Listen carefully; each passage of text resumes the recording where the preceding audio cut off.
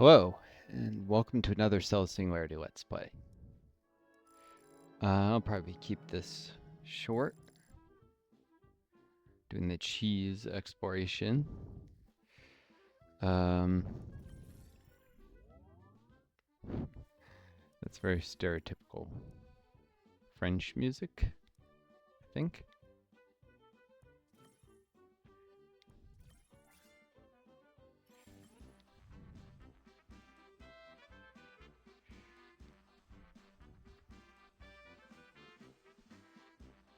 Yeah, this is another... Oh, the music changed after that. Interesting.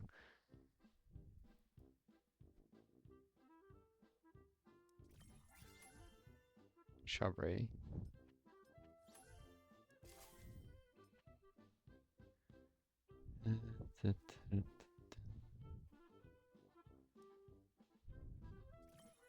So this is not one of the explorations, but there's a generator that can make more of itself, in this case milk, and then there's generators, second order resources, the cheese types.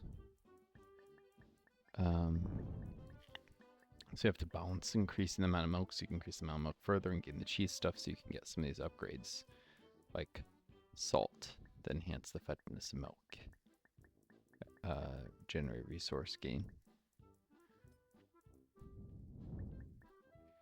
Not to mention, the ultimate goal is to get enough generators to go high up in the rankings, which I'm at almost 58 in the rankings right now, but that will undoubtedly fall. Oh, now I'm 58. You know, you don't want to neglect getting a bunch of the cheese stuff if it's cheaper than milk, too.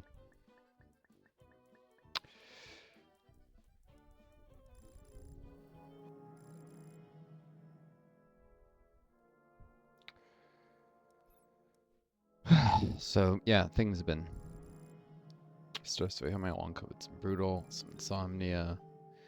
Weather's kind of a bit cold again for me. Not as bad as it was, but this is a long, cold spring, that's for sure.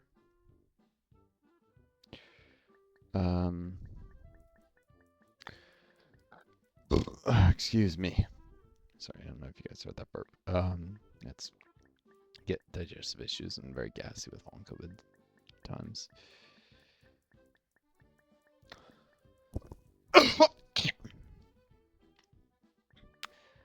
So for those of you who don't know, I think I talked about this more in my Hearts Iron videos. I'm worried about the U.S. sliding fascist, and so I'm trying to get out of the country. It'll get there eventually. Might not be today. Might not be tomorrow. Might be in 20 years, 30 years. It'll happen in my lifetime for sure.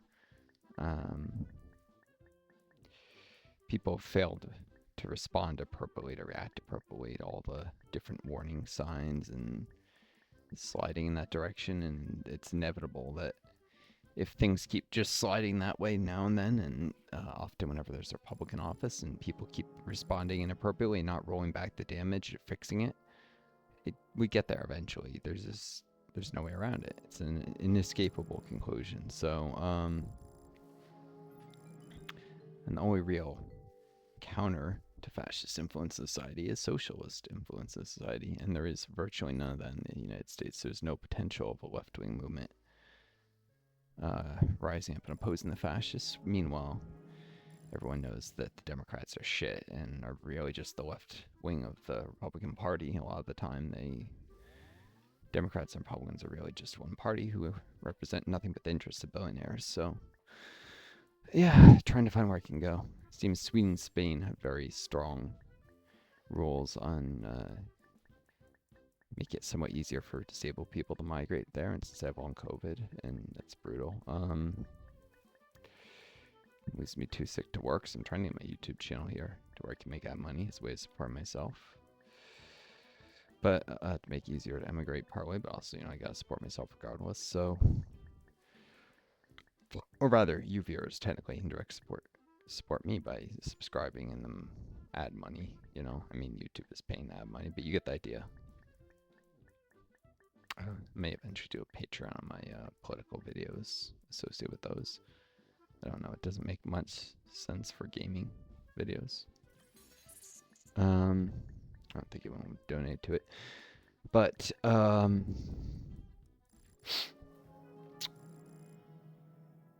so Sweden and Spain seem to have much stronger rules about disability.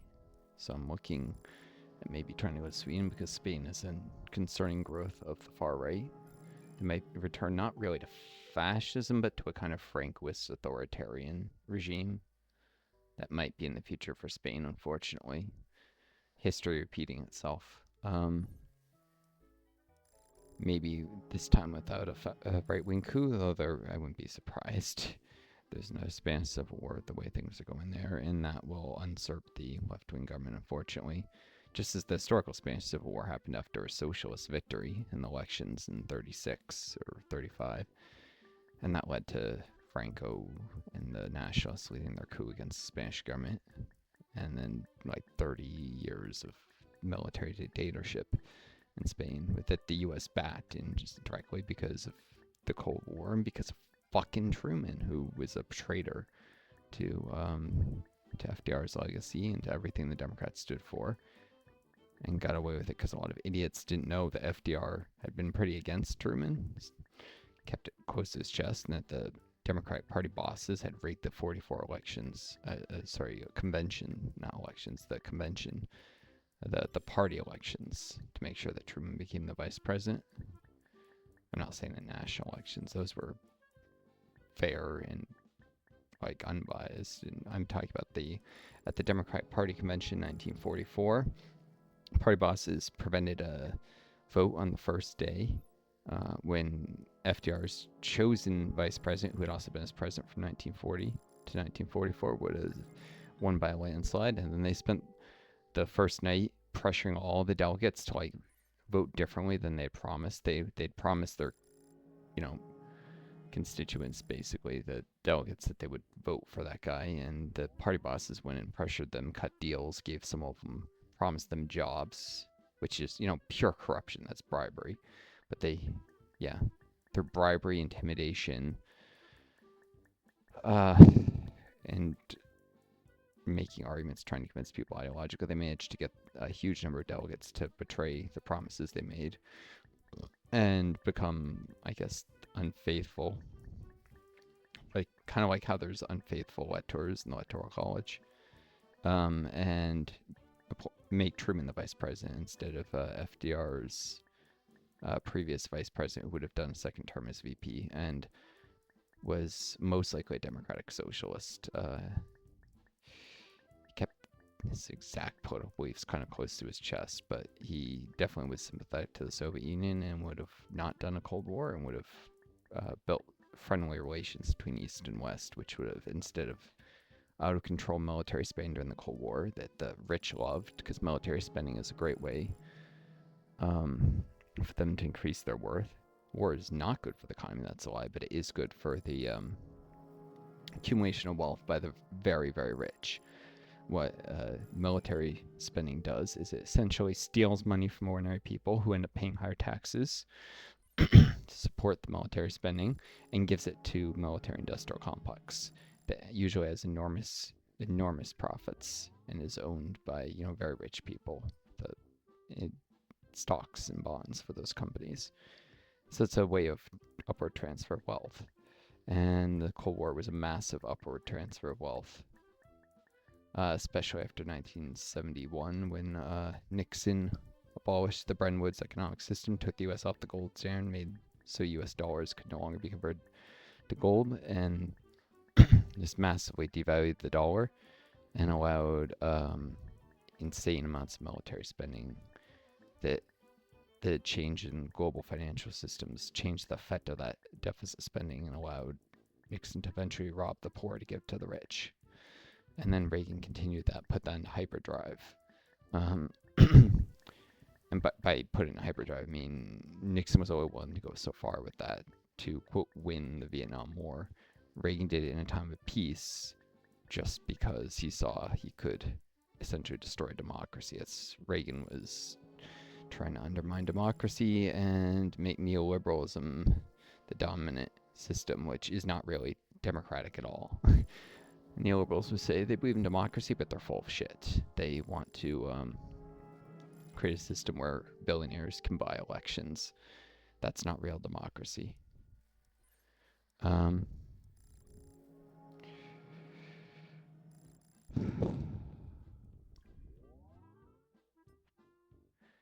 But yeah, Cold War stuff. Spain. It's very concerning what's happening in Spain. So Sweden, which is a country where social democracy is still alive and not well. It's ailing in a way. It's slowly getting weaker, but it's not too late to save social democracy in Sweden, and maybe even to move things the direction they need to go, which is socialism via reformist means. That is an actual abolition of capitalism, which Sweden started to do in like the 80s, the early 80s, late 70s, with what was known as wage earner funds, which would have put companies under the worker control instead of big capitalists controlling like all the companies in Sweden. Unfortunately, U.S. pressure resulted in the proposal being greatly watered down, so it could only put a maximum of 8% of company stock and bonds under worker management like this, and only half could be used to vote on policy decisions, which is nothing. 4%. A 4% voice is not a real voice at all, especially when, the billionaires can have so much more. So, but in its original proposed form, wage earner funds would have led to 100% of stock and bonds eventually coming under worker ownership. Well, not bonds. Bonds are a type of investment, but 100% of corporate stocks, and would have led to a gradual socialization of the economy, which it's one of the very few plausible ways to do socialism via reformist means. Could have happened. If not for like CIA, US interference, and people losing their nerve, and the Soviet Union starting to collapse, and people saying we don't want to align with them, because Sweden knew it was going to have to play the US against the Soviets to be able to maintain its independence if it went this direction. Kind of, if you've heard Play Hearts Iron, they were kind of taking an independent communist path, independent of the Soviets. Democratic socialist path. And they knew they had to be able to make it so that the Soviets would guarantee if they were ever attacked by the Americans, they would come to their aid, and the Americans, if they were ever attacked by the Soviets, it was the only way they could make that work. So when the Soviet Union showed was going to collapse, they abandoned the plan.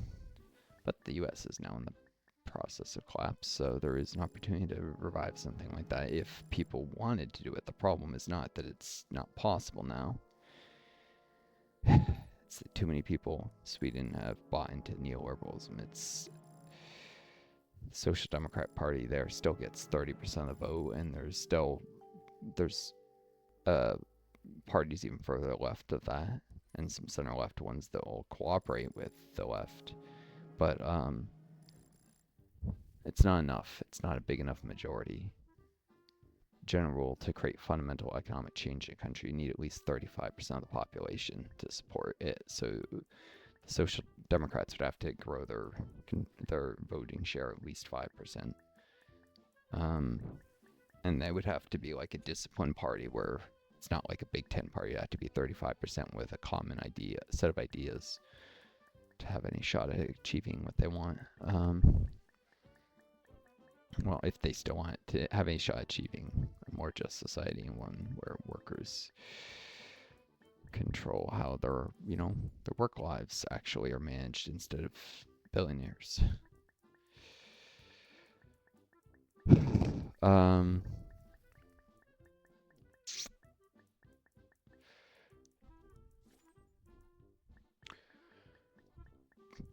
Excuse me.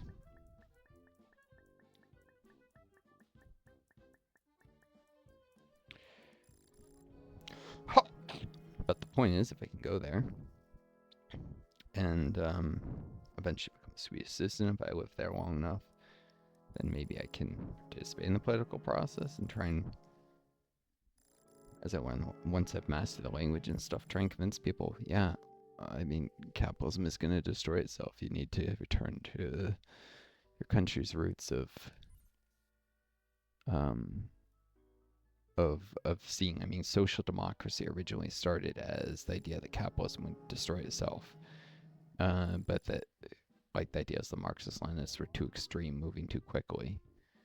Unfortunately, a lot of social democratic parties have over time mellowed out and become all class collaboration bullshit. That's literally the same rhetoric you hear out of fascists is class collaboration. It's always a dead end. I mean, fascists love it because they want to destroy any actual economic progress towards a more just society. But social democrats should know better than this shit. Class collaboration will never work. Class conflict, and ultimately, by conflict, I mean you gotta like realize you can't. You have to have your own political parties that are not controlled by billionaires. You cannot work with them. They will always undermine democracy if given the chance. Struggle, class struggle is a better word. I don't know, maybe it's not too late for Sweden. I know there's a lot of people who are all depressed. I think the greatest damage to the world is not that change isn't impossible. It's that too many people have given up on change. They've come to think it's impossible, and they've come to see, for instance, that at the Cold War, some sort of condemnation that socialism failed. No, it didn't. What failed is a nation with a small economy and a weak military. That was Russia before the Russian Revolution. It doesn't matter how much land it had. Land doesn't win geopolitical conflicts. People, money, resources do, and Soviets did not have that much of people or money. They did have a lot of natural resources, it's true, but vast expanses of Russia are just underdeveloped and sparsely populated, and always have been. And even though the Soviets did make some progress in developing some of that, the climate doesn't really let you go too far with that. And on top of that, they were under siege by the capitalist West the entire Cold War. It was not a winnable conflict for any ideology. They could have been fascist, they could have been liberal capitalist, they could have been any ideology on earth. And if they fought against the bloc that they did, NATO, the US, they would have lost. It was an unwinnable conflict. That's not a condemnation of socialism. The Cold War was not winnable for the Soviets, at least not with the strategy they pursued in it. They would have had to aggressively expand. They probably would have needed to bring China into the actual Comintern instead of the Soviet-China split was ultimately part of what led to the Soviet collapse. So China would have needed to Soviet troops probably would have had to actually march in and enforce a probably separate kind of Chinese puppet regime that was same ideological system it had under Mao and everything, just enforce that they were going to be part of a common bloc against the West. And that would have been incredibly difficult. And would have needed to push for socialist revolutions in Europe during the World War II years while the West is distracted more. Instead of Stalin's bullshit about we can't antagonize the West too much or they'll come for us. It would have been a risky game. But the Soviets on their back foot, and when you're fighting a superior foe, if anyone's ever played like a tactical RPG or MMO or any of these kind of games, the only way you can win against a superior enemy sometimes is by taking risky strategies. High variance moves, so to speak. Soviets could not win without taking big risks and getting lucky on them. Taking the kind of slow and steady, more conservative path they did was doomed to fail. Sometimes you win in that path, sometimes you lose, but the balance of power is too much against you. You're going to lose more than you win. And that's what happened with the Soviets. While they lasted, they did strengthen social democracies all over Europe, it's true. indirectly by the existence of the Soviet Union. The bourgeoisie, the billionaire class, whenever you hear the term bourgeoisie, think billionaire class. That is literally what they are, what the term really means. People try to say, oh, it just means rich people. No, it means specifically people who live off of investments. And that's pretty much synonymous with the billionaires and the multi-millionaires. Like people have $500 million. They're not billionaires, but that might as well be. It's the same kind of level of status and control and relationship to means of production. So, people with over $100 million, basically, that's the bourgeoisie. Very small group of people. They rely on the petite bourgeoisie, the little bourgeois, as opposed to the true bourgeois, which is, the billionaire class, to maintain political power. That is, they find common interests with, like, shop owners and small businessmen, which is part of why capitalist countries do say, we love small businesses. It's literally a strategy for the bourgeoisie to maintain control because they know they can't win without the support of the small businessmen. Of course, the problem is fascists can also find common ground with small businessmen, and that can lead to fascist takeovers, which fascists will also work with the high bourgeoisie. So Hitler was funded by big industrialists in Germany, for instance, in his rise. He did Foucault's populist rhetoric, and then he secretly met with the big industrialists and said this is all lies and bullshit. He called his party National Socialist, but there was nothing socialist about the Nazis. And then of the long knives, he basically murdered, imprisoned, purged, that is removed from his party, anyone who took his Foucault's left-wing populist rhetoric seriously, because it was nothing but lies, because fascists are just liars to their core. And yeah, Hitler was very much a great example of what fascists do. But not the only. People always think fascism and they think swastikas, and they should also think Mussolini and Franco, which are different models of fascism. And Franco gets to the very edges of what means they're fascism, but it's a certain type of marginal fascism. Mussolini is a type that's very much fascist. Most people can identify as such, and like what Trump's doing in America is more similar to Mussolini than what Hitler, for instance. People should know the history of the less famous fascists.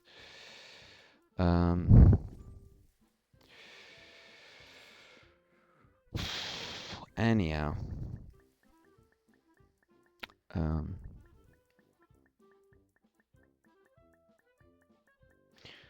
so the existence of the Soviet Union led to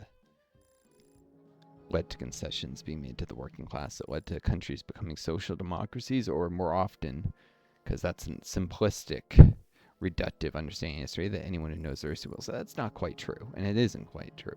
More accurately, the social democratic parties in places like Sweden, Norway, Finland actually was controlled by a conservative government that collaborated with the Nazis in World War II and co-invaded them during the Continuation War in the 30s and 40s. But after World War II, the Social Democrats got rid of the conservatives and, like, I think even tried some as war criminals with the help of the United States as punishment for working with the Nazis. It was that decision that helped weaken the conservatives to work with the Nazis, and then the Nazis losing that made this possible, and the Social Democrats took over in Finland, and they had already been in power in Sweden and Norway and Denmark. These regimes, these social democratic governments were strengthened by the fact that the billionaire class realized that if they gave nothing to the working class, they were going to have communist socialist revolutions on their hands in no time. And social democracy was a powerful way to buy time. That being said, history is always complicated. There are always some billionaires who thought that they could just crack the whip and maybe go fascist, authoritarian, and that they didn't need to make these concessions and oppose social democracy. It was a contentious struggle with some of the billionaires siding with social democracy and some against. And this gave the social democrats the idiotic idea that they could do class collaboration, which was only possible during the Cold War because a portion of the bourgeoisie was willing to collaborate with the Social Democrats during the Cold War. That's no longer the case. Now the bourgeoisie are just all united and fucking over the working class again. And that's not going to change. And maybe if China starts a nuclear war, it might change for a while. But once China's defeated, you'll never create a just society that's sustainable through that class collaboration approach. It's a dead end, and the bourgeoisie know it.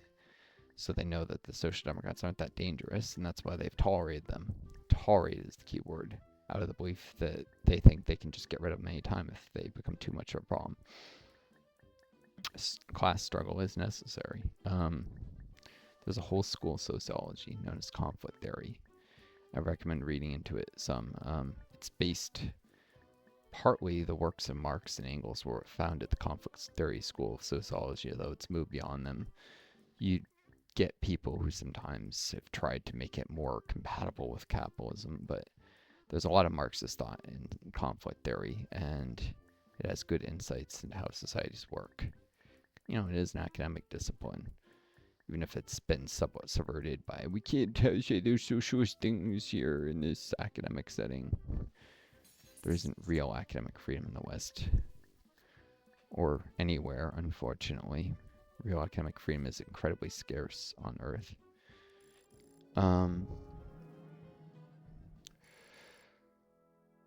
Academics are always going to be under political pressures and certain level of political control, but the fact that it's all coming from the very, very rich in like the United States,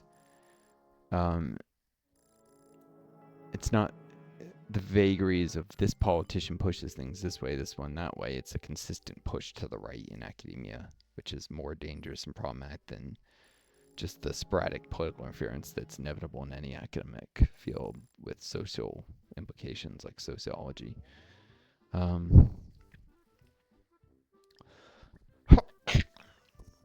So a lot of far-right think tanks that spend their time trying to subvert sociology, and billionaires try and get on the board of trustees in universities and then make sure that the most radical or left-leaning professors don't get tenure in sociology departments and stuff like that.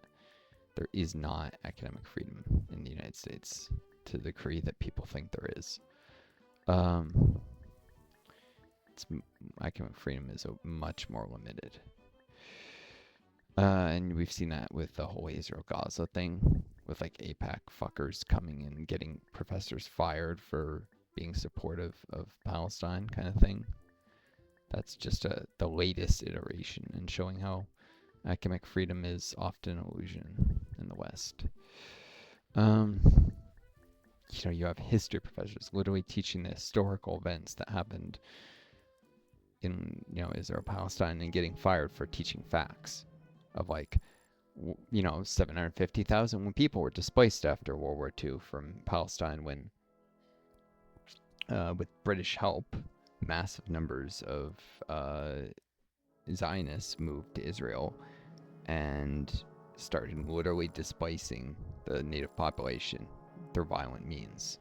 You had what was known as the Nakba, which was a violent conflict where whole villages were burned, but it was a one-sided violent conflict. It wasn't like it was a war between equals. No, it was that with Western support, Zionists. I say Zionists because to be Jewish is not necessarily to be Zionist. There are many. You should watch this thing recently on the program where this guy, who runs the Bad Hasbara channel, which is he's a Jewish guy who does stuff about Israeli propaganda and makes fun of it. It's quite funny from what I've heard. At some point I'm gonna go listen to it. But I've seen him come on shows, YouTube channels before. He's Jewish and he's not a Zionist. You don't have to be. Being Jewish does not mean being Zionist. The Israelis try and claim that they're the same thing as a means of controlling the narrative. And trying to falsely accuse anyone who opposes them of being anti-Semitic. It is literally fascist thinking that they're engaged in. It shouldn't be surprising. Some people say, "Oh, they were the victims." Well, many of the people who went to Israel and did this originally were not victims of the Holocaust or near victims. They actually came from the United States and UK, and they were never near to. Many of them had less contact with the Nazis than, the GIs who invaded Normandy and actually fought the Nazis. So these are people who had lived privileged lives in the West, away from the Holocaust, and then after World War II used the propaganda victory that provided to go to the Near East, to the Levant, to Palestine, and set up an ethno-state, a fascist regime, essentially, from its origins. Though fascism was much more subtle in its early days, but it was always an ethno-state. And the country literally started by driving out 750,000 people from their homes by violent means, just seizing the land, in many cases, sometimes, quote, buying the land from absentee Turkish landlords. Was when I was asked, how did these absentee Turkish landlords own the land? It was because the land had been conquered by the Turks. So that's trying to use the logic of imperialism to justify imperialism, to say that somehow that Turkish ownership of the land was valid and legal, which it was not.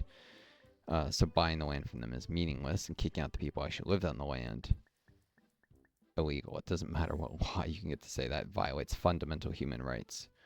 And then destroying whole villages when, maybe you bought a small plot of land in the village and most of it you don't own, and then burning the whole village and planting trees over the burned village, because that's the thing that Israel did. They planted forests to erase the history of their crimes over the destroyed villages to hide the ruins. It's fucked up, man. And that's the shit that the U.S. supported, and to its shame and detriment, the Soviet Union for a while, and it's very right after World War II actually supported Israel, and then they realized Israel was becoming more and more right-wing and was clearly showing signs of being an ethno-state, and partly through popular demand of their own population, the Soviet Union turned against Israel and decided they were the enemy, and they were. They went from ally to enemy.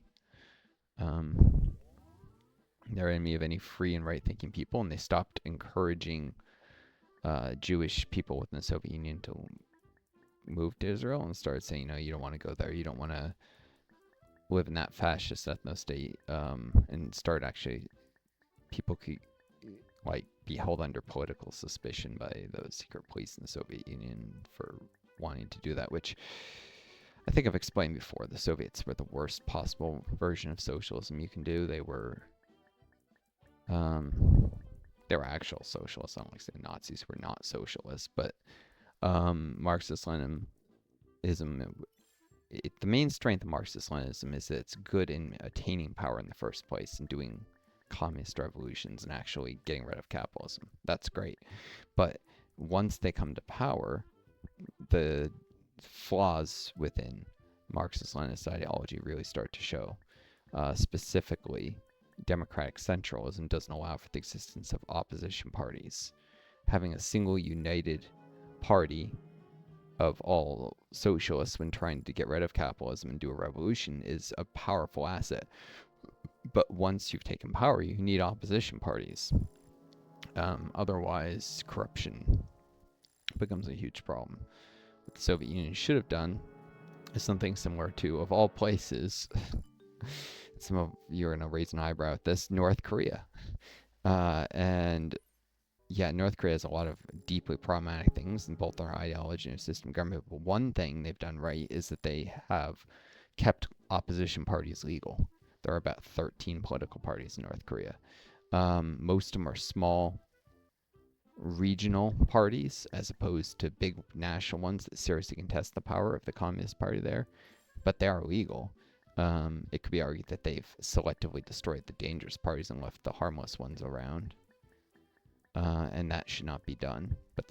But it does show that at least opposition parties can exist within socialism and Marxist systems, and the democratic socialists in the world are not wrong. We say we can have powerful opposition parties and still have socialism. And the Soviets needed to keep opposition parties, even if the opposition parties were in some cases reactionary and even pushed for restoration of capitalism. It's better to have those people out in the open and making their shit arguments, and then you can argue against them, and have them working covertly to destroy your system from within, which is what historically happened with many people who secretly hated communism coming to power and helping to destroy it in the 80s when the system was in crisis. Uh, Famously, Gorbachev's cabinet member who was in charge of media reform was one of these people.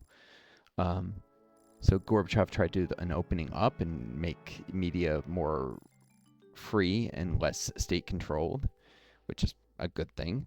But unfortunately, the person he put in charge of the effort was secretly like a capitalist who wanted to destroy socialism. He even wrote about it in a personal memo after the Soviet Union fell, a memoir, autobiography, or something like that. So the guy's openly admitted to it. He was trying to destroy communism from within, and so he encouraged any when new newspapers were being formed, he would in new media outlets, he encouraged any that said anything that was critical of socialism, no matter how bullshit it was, no matter if the organization was secretly being funded by the CIA or was spreading nothing but lies, and discouraged any new media outlets that said positive things about socialism. Um, and people saw the writing on the wall and wouldn't even try and form pro-socialist new media outlets. And that's the kind of sabotage that happens if you don't have opposition parties, because these people are out in the open and people aren't aware. They think the opposition doesn't exist just because they don't have a party to organize within. It's much better to have the legalized parties. And this guy, I mean, he was scum. And for what he did, which was essentially trying to destroy the system from within, he should have been removed from his position of power. He should have been impeached from office. He was very much trying to maybe even served a short prison sentence. I don't know enough about his exact actions to say whether a prison sentence was justified, but the guy definitely should have been removed from office. I mean, just like U.S. presidents get rid of cabinet members all the time who are working against them or their ideas, this guy should have been kicked. And might have been if you had a multi-party system and he had actually been aligned with a pro-capitalist party and been brought in, to by Gorbachev to try and win these people's support. And then you decide this guy was, you see what I'm saying, hopefully.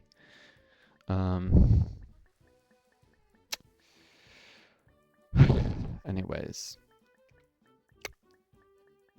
there's tensions here. Within the United States, you see the Party for Socialism and Liberation, which is a Marxist-Leninist party and does democratic centralism.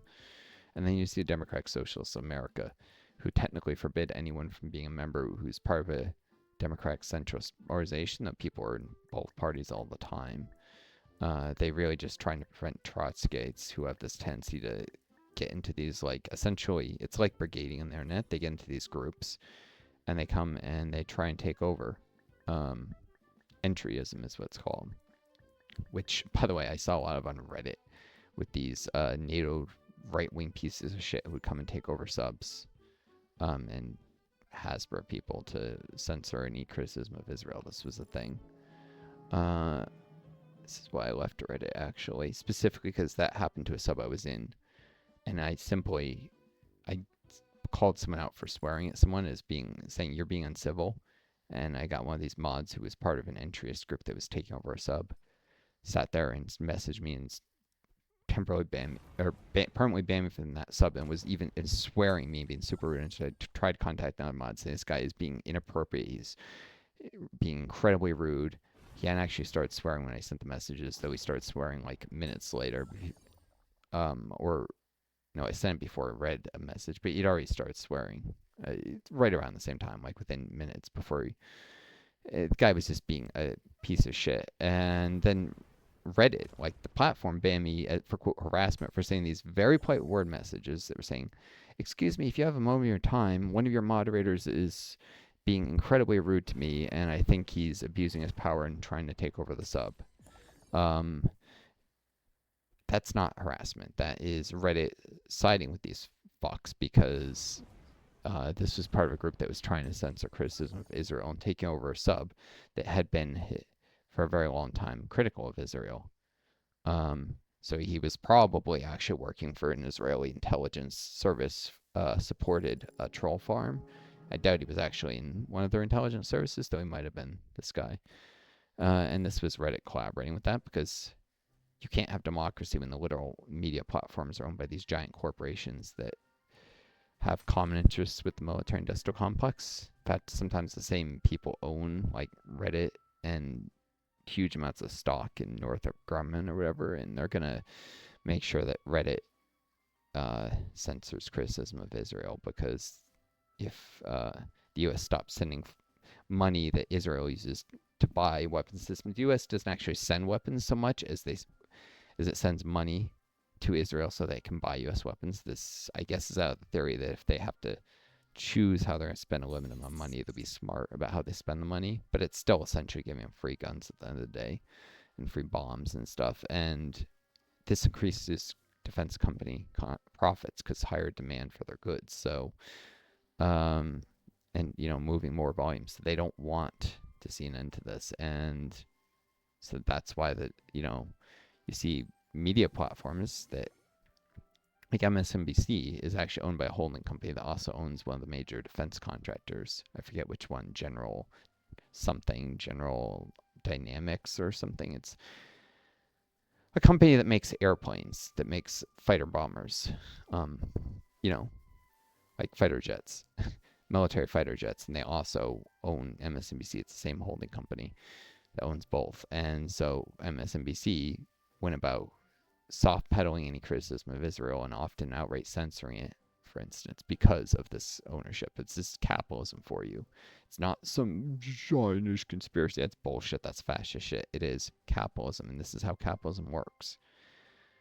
And capitalism is evil. It needs to go. So,